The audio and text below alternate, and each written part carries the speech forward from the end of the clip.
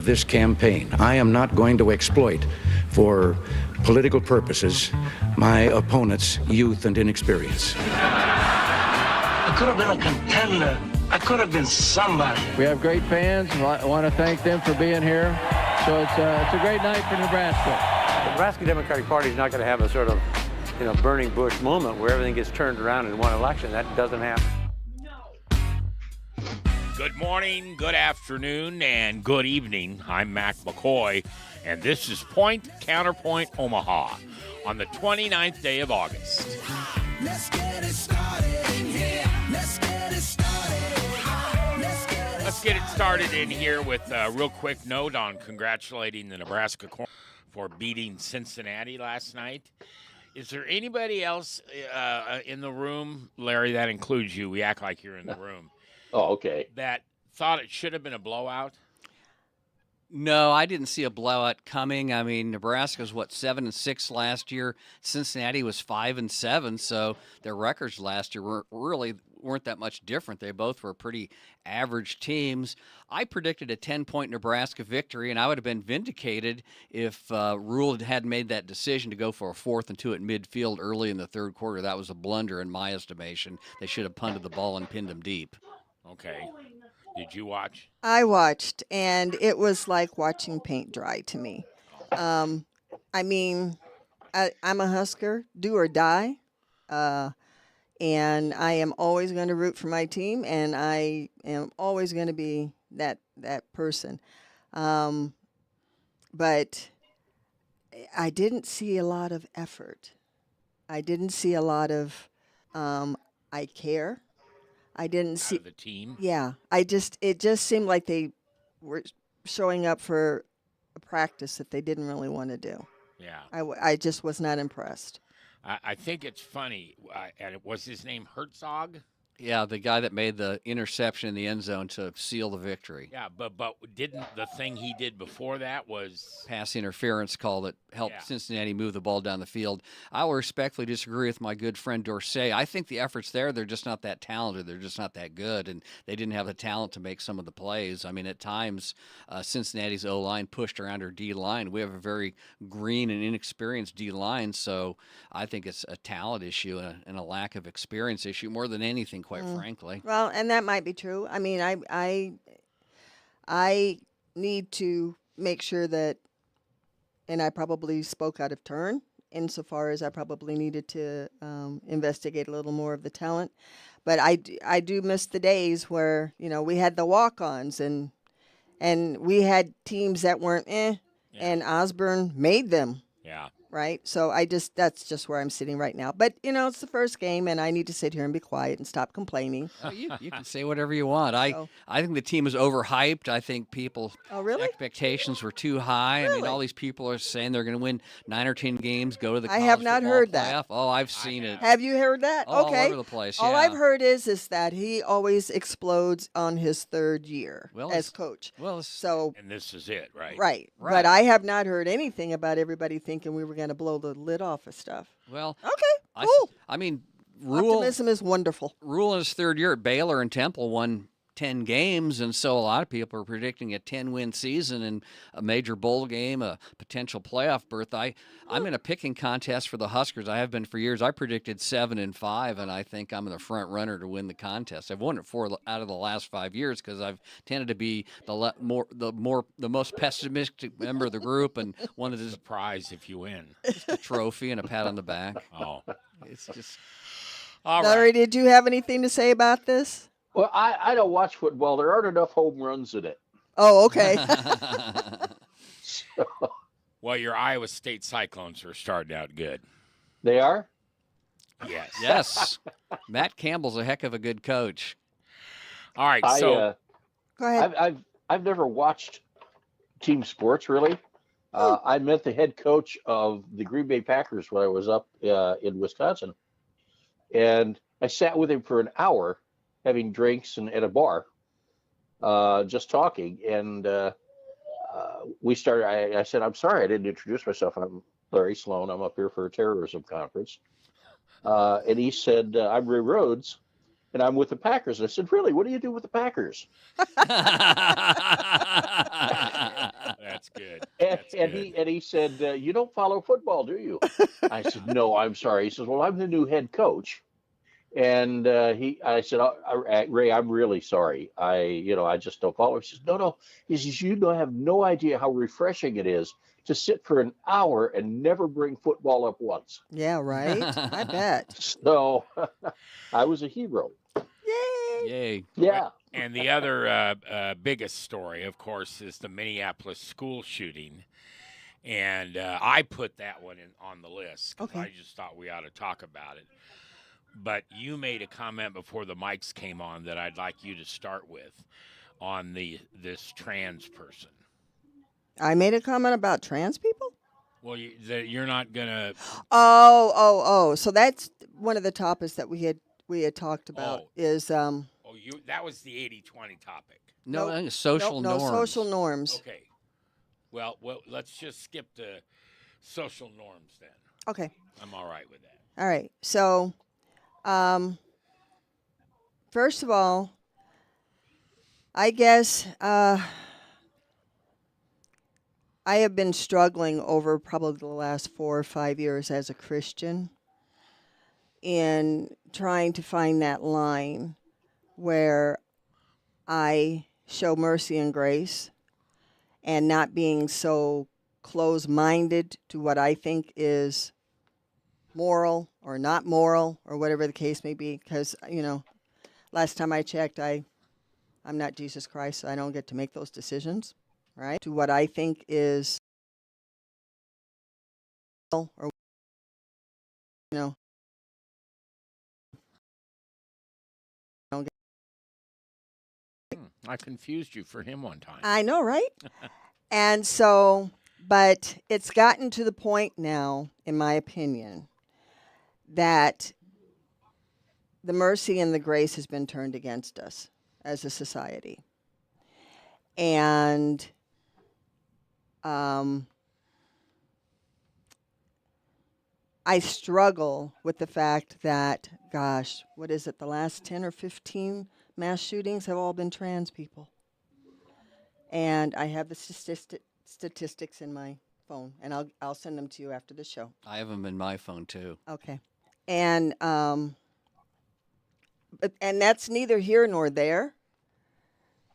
My struggle with this whole situation is, as a human being, the last 4 or 5 years, I have been told what I can and cannot say in public. Mm-hmm. And it seems to, depending on the subject, follow either gender lines or race lines. And I'm over it. And I'm not doing it anymore, right? It is not acceptable to me that if you, as a white male, can't use the N-word, I don't believe anybody on my side should be able to use the N-word either. I've always felt that. Okay? Yeah, it's terrible. And so, but I'm tired of being placed in certain pockets, in certain groups, in certain circumstances, and being told that I need to respond according to that group, right? Yeah. I can be a Christian and still say that I don't believe that transgenderism is a healthy thing. I can be a Christian. I can still love that person. I can still help that person when that person needs help. But I'm not doing the pronouns. And I never really did. But I'm not doing the pronouns. I am not going to validate deviant behavior. Because I never did. I just never spoke on it. Yeah. And I'm speaking on it from now on because I'm done with this. It's amazing to me how I can move from one part of the city to the other part of the city and look the same and talk the same and be who I am and be expected to perform or respond completely different depending on where I'm at and who I'm talking to. And that's insane, and I'm not doing it anymore. Yeah, and I just want to add that I've never used the N word. I don't want permission to use it. No, that's No. I understand that. Yeah. But you understand my Oh point. yeah, I don't understand the hypocrisy in that. No, I don't. Yeah. All right, Larry, you go next. Your thoughts? Well, for me, I agree with Dorsey. I think it takes somebody that is truly evil to turn vices into virtues and virtues into vices. I simply don't understand the thought process. I know people do it. I don't believe they necessarily always think that way, but they use it as a weapon. Even if they don't believe it themselves, it's a handy stick to beat somebody with. So I have a big problem with that, of course. The race thing, I I've been fortunate to have a great number of good friends from different races, everything all over the country or all over the globe, because of being in the martial arts, and we always find common ground. Um, I I fail to see again why people continue to use uh, uh, that particular term as an epithet. It just doesn't make sense to me knowing the people that I've known in my life. So yeah, I have to agree. I'm really tired of people using what I consider to be a virtue as a stick to beat me with. Mm-hmm. Dennis? I don't really have much to say about it because I don't really know what it's like to be a conservative and have these views. I guess my perspective on the thing is I just believe in love and respect and tolerance. That's very important to me. One of my oldest friends is a woman. She is transgender. She was a boy when we were growing up. I've known her since 1964, and she had the operation when she was in her early 20s, and her family supported her and stood behind her. She had a great relationship with her family, and I'm still very good friends with her. She's a very lovely person. She played violin in classical orchestras, some prestigious ones before she retired. I sent her a text yesterday. I was in Wahoo to give a book talk on my Senator Robert F. Kennedy book, and at the local museum they had a display on Howard Hanson, a famous classical composer who came from Wahoo, Nebraska. Sent her a text about it, had a nice exchange. So I just kind of believe in love and tolerance and acceptance. We have a lot of different people in this world, and I just think we need more of that. That's all I can say. Now, so she went from a boy to a girl. Correct, indeed. Does she use the boys' bathroom or the girls' bathroom? I have no idea. I meet her at her home periodically. I have no idea what she does. I don't ask her. We talk about other things, Mac. We talk about politics, Huskers, and classical music. That's the focus of our conversations. So when you were friends with her, or you being friends with her, Yeah. and this is where Still I friends. get this is where I get stuck. Okay. She sounds lovely. She is. She sounds lovely, but I'm quite sure that she didn't walk around with her finger in your face telling you, you will address me as this, you will accept this, you will do this, you will do that. That's what I object to. Okay. I just haven't seen that, Dorsey. That's That's what I'm out of my saying. experience. Well, it has been mine. Okay. And that's what I object to. You live your life. You do what you want to do. It's none of my business. But you're not going to sit there and tell me that I'm a bad person and try to cancel me or name call or shame or whatever because I don't see you the way you see you.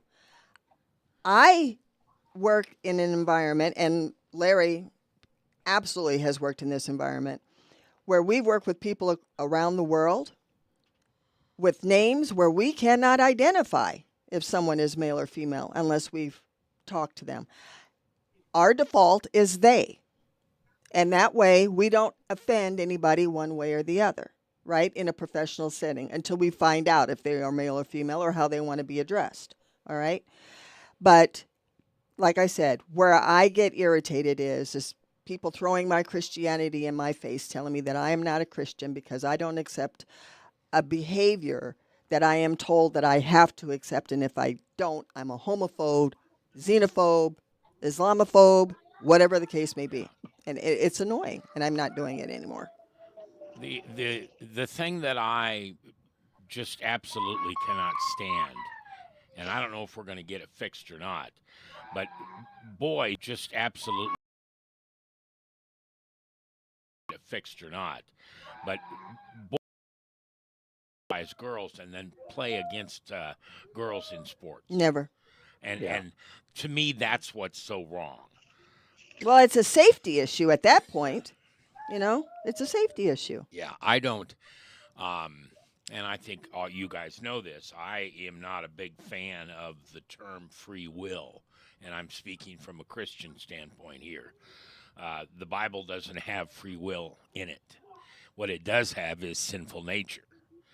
And I believe that a person who wants to identify in a way different than God said they should be or created them, they're not really sinning, except they should be.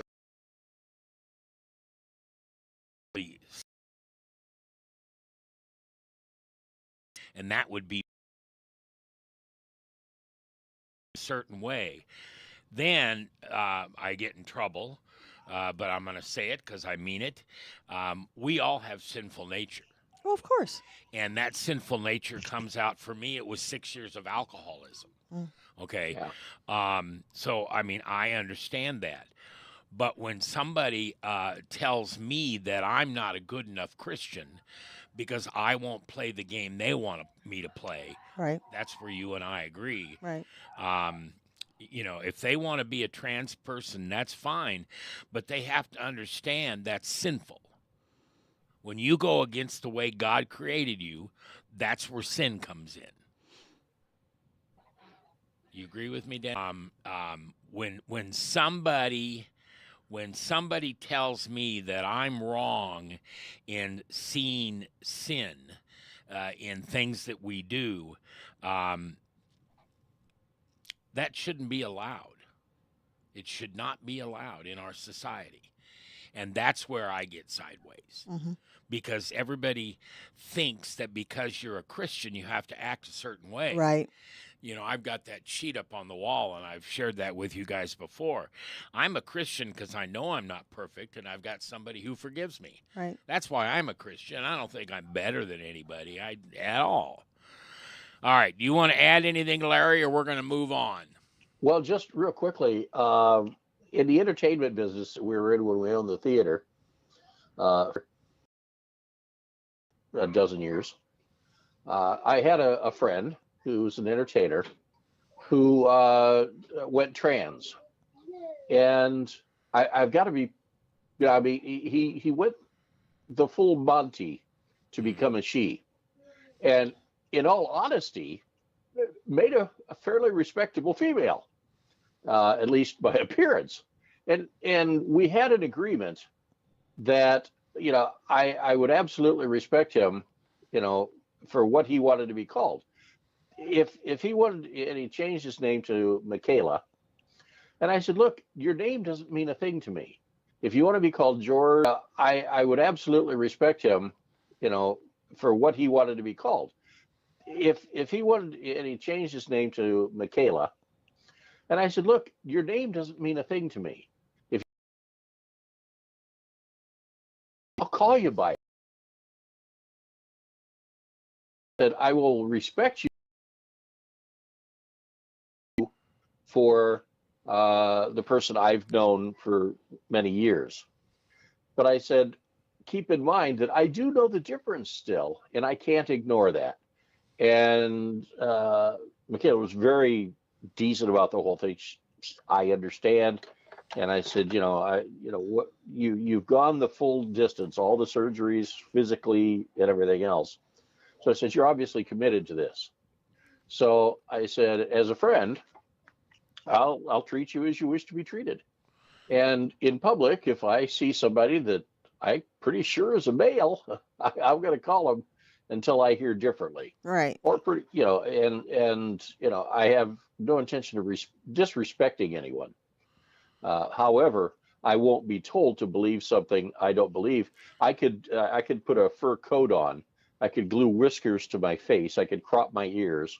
I could do my business in a box on the floor. I could eat out of a dish, but that doesn't make me a cat. Oh, I was thinking you were a dog. Well, either. Well, I forgot to add the part where I knock things off of shelves just to irritate people. Oh, okay. That's the one you know. Well, one of the places that I get in trouble sometimes is there are people who are gay and lesbian and all that, and I don't really care, other than the fact that they want me to care. Why can't I just care for you as a person? And, Yeah, that's annoying, isn't it? Yeah. Yeah. And if you're acting differently than God created you to be, and I'm one of them, okay, I can't drink anymore, then when I say to you as a trans person or a gay person, they say to me, well, I was born this way.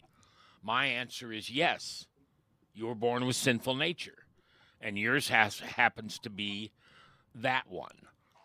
So, and they don't usually like that. Let me throw something out there just kind of related to the discussion. I have a number of friends that go to what I would call progressive Christian churches in Lincoln. They say on their website LGBTQ people are welcome here. And I have gay friends that go to these churches and they feel very welcome and they're very happy with the church that they attend. So I think other churches have different points of view. I'm not a biblical scholar, but I guess some other churches look at it differently for whatever reason. All right. So let's move on to the 2026 elections. Was that yours or yours? I think it was Dorsey. Yeah. Okay. So I'm actually going to ask, do you need preference on what I was going to say, or Say whatever you want. okay? Just let it fly.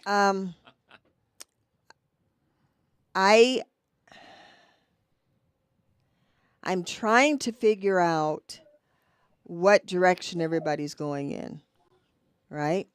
So I've been reading. I don't live in the city of Omaha. I live outside. So I'm not allowed to vote for a city council or anything like that. But I'm starting to read stuff that is starting to disturb me since the new mayor came into office. And I guess what I'm trying to figure out is what's the plan, Dennis? Elections. Oh, I can tell you that. Yes, please do, because I am mightily confused, and every time I go to what I think are credible reference points, including some of the media, they can't even tell me what they think. I mean, what is it, the Joe Morning Show? The Morning Joe. Yeah. I watched that show, and they were talking about the gentleman in New York becoming mayor of New York. Oh, Mondani. Yeah.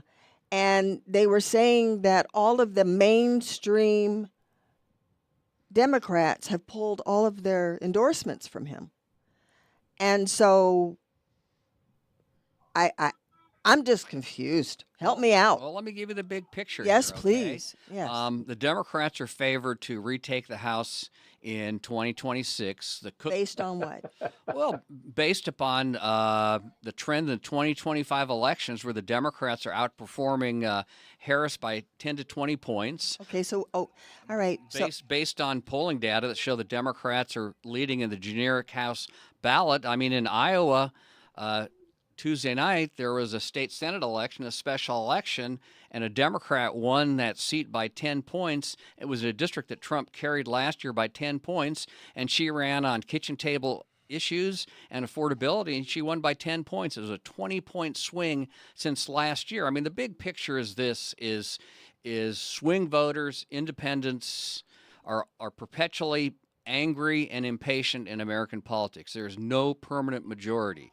In a midterm election, the president's party usually loses. It's really rare when they win. There's always a backlash to an incumbent president. I mean, we've seen it with presidents of both parties. So it's not necessarily the fact that they're, because from what I'm seeing and what I'm hearing, a lot of the people who are winning these states are sounding more like Republicans than Democrats. That's what I'm hearing. Yeah. So, well, they sound like moderate which is Democrats. fine. They're not And, Republicans. hey, you they know don't back what? Trump. No, well, but that's okay because I know Republicans that don't back Trump. Right. Yeah. Okay.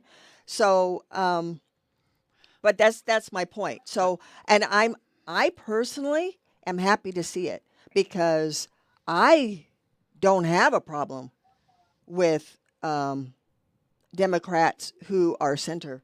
Yeah. I don't. I never have. Right. And I think the big mistake on the Democrat side of the House is that you let the 20% pull the 80% of you over. No.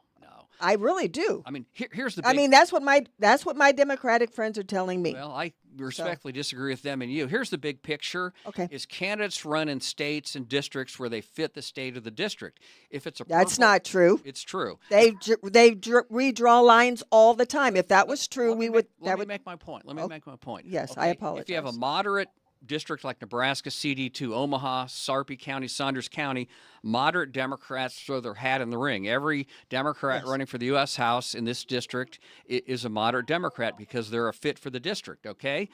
Mom Donnie is a Democratic socialist because New York City is very liberal and very blue, and so he's a good fit for New York City. I mean, you have Bernie Sanders in Vermont. I mean, Vermont's very liberal, so Bernie Sanders is a good fit for Vermont. In North Carolina and Ohio in the Senate races, moderate Democrats who are very popular have thrown their hat in the ring because they're a good fit for North Carolina and Ohio. So, and the overwhelming majority of the Democrats in the Congress are moderates because most states and Democratic districts are moderates. So that's the reality. And then you have the pull of the anti-incumbent party in the midterms, and the Democrats are favored to win the House. The Senate's a long shot. The Republicans will probably lose a couple seats in the Senate, but most likely hang on to it. That's my current prognostication. It's subject to change. Larry?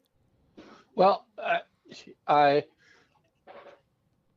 have no problem with moderate Democrats, the Kennedy Democrats. And you have no problem with me, Larry. You have no problem with me. Well, I wouldn't say that entirely, Dennis. No. Go ahead, make your point. Sorry to interrupt, buddy. Thank you for setting entirely, Dennis. No. Go ahead, make your point. Sorry to interrupt, buddy. Thank you for setting that up for me. Progressive.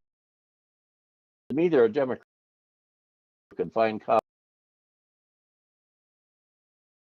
not necessarily all the time. Like Dennis. Yeah, let's say that. Yes, we're going to say that. There, And thank you. And then who have just gone as far to the left as they thought they could possibly get. And then there are progressives who didn't like the term liberals and became progressives and moved farther left. Now, that's my interpretation of them. So in my opinion, the Democrats are banking on history That's what it to sounds help like. them a lot in this. And what they're apparently not getting is Trump and the direction he's going in. Trump and the direction he's going in taking the Republican Party is nothing that they've encountered before. It's an entirely different animal that they never changed tactics on, and that shows from, of course, the 2016 election where the people said, no, we want something different. And then with the government and the liberal media and everybody weaponized against him, he lost the election, whatever he feels was legitimately or not. But Trump is only the second president in American history that ever came back from a first term, lost, and then came back again. So the people that elected Biden to replace Trump all of a sudden said, we want the other guy back. Maybe this wasn't such a great decision after all. And that is a very rare thing. And Trump is doing the same things he did in the first election. He's thinking outside the box. He's doing things that are according to law, but are just considered unbelievable and not possible. And then we're finding out that those things are possible. That he's just using existing laws that were passed by Congress. So liberals in 30 states that they track registrations on, in 30 states, Democrats lost 2.1 million voters. And the Republicans in those same states picked up 2.1. It was about an exchange. So there's about a 4 million gain, basically, in 30 states. And I think that's indicative of what's happening. The Democrats, bless their hearts, have gone so far to the other side. They're no longer considered reasonable people, liberals at this point, are no longer considered reasonable people and have taken positions so diametrically opposed to what's good for the American people that they're pushing them away at record numbers. So I think 2026 is going to be a real hard haul, regardless of what they may pick up in the meantime in Iowa. And the only reason, regardless of what they may pick up in the meantime in that was a victory, is because that changed to a simple majority. So Iowa had, I think it was,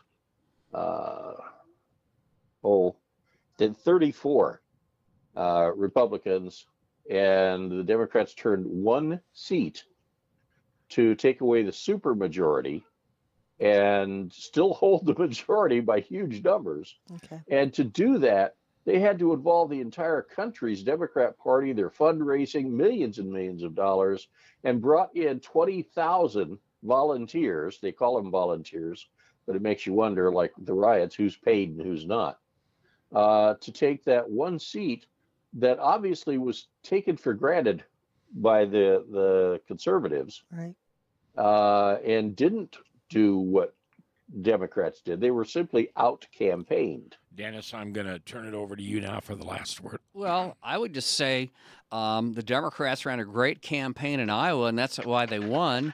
They kicked Fannie in Wisconsin earlier this year. The Democratic candidate for the state Supreme Court won by 10 points in the state that Trump carried by a point. Omaha, John Ewing won a landslide 57 to 43% over a three-term Republican incumbent who'd never had a close election before. So the backlash has begun. The Democrats aren't just banking on history. They're knocking on doors. They're writing checks. They're working it hard. They're going to do what they can to turn it around. And the fact the Republicans want to gerrymander Texas and some other states tells me they know they're most likely to lose the House, and they're trying to mitigate the damage by redistricting midterm, which is fairly unusual. All right, let's move on to a topic that you put in here, Dennis, and that is Trump's crackdown on dissident and political enemies.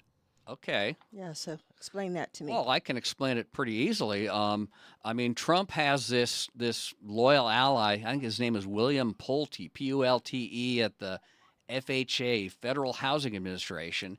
And what? If I Google while you talk. Go ahead. Thank you. Go ahead. Feel free. And what Pulte is doing is he's pulling up confidential mortgage information and weaponizing that to crack down on Trump's enemies. He's opened up bogus investigations of several Democrats for alleged mortgage fraud. Ken Paxton, the Attorney General of Texas and a Republican Senate candidate in Texas who's taken on John Cornyn in a very bloody primary, he did the same thing that Lisa Cook and Adam Schiff are alleged to do, but there's no investigation of Ken Paxton. Funny thing, just investigations of Republicans and not Democrats. And maybe it's Google William Pulte, Pulte. I was going to say, Thank you. I don't know what happened there. That's you okay. can't always trust the internets, but but